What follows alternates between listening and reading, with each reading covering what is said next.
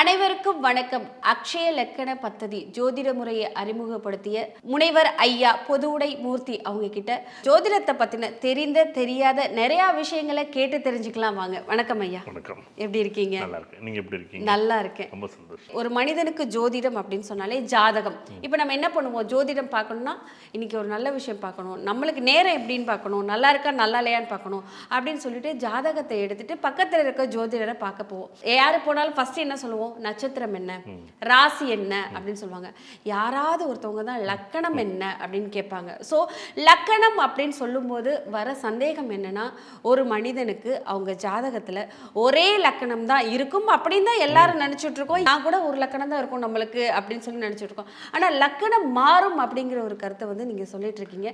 அது எப்போ மாறும், எப்படி மாறும், அது மாறுறதுனால மனிதனுக்கு என்னென்ன விஷயங்கள் நடக்கும்? எல்லாரும் ஒரே மாதிரியே இருக்கிறது இல்லை. ஏன்னா ஒரே லக்கணத்தில் பிறந்தவங்க, நீங்களும் மேஷ லக்கணத்தில் பிறந்திருப்பீங்க, நானும் மேஷ லக்கணத்தில் பிறந்திருப்பேன்.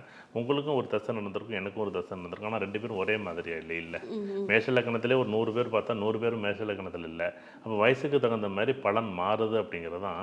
நான் லக்கணத்தை நகர்த்தவே இல்லை. லக்கணங்கிறது அப்படியே தான் இருக்குது. சரி. ஆனால் அச்சய லக்கணம்னு சொல்லி கூடுதலாக என்ன பண்ணுறேன், பிறப்போட வயது இருக்குல்ல, வயதுக்கு தகுந்த மாதிரி இந்த லக்கணம் நகர்த்துறேன். ஏஎல்பி லக்கணம்னு ஒன்று எடுத்துக்கிட்டோம். அச்சய லக்கணம், அதான் வயதோட்ட லக்கணம்னு சொல்லி.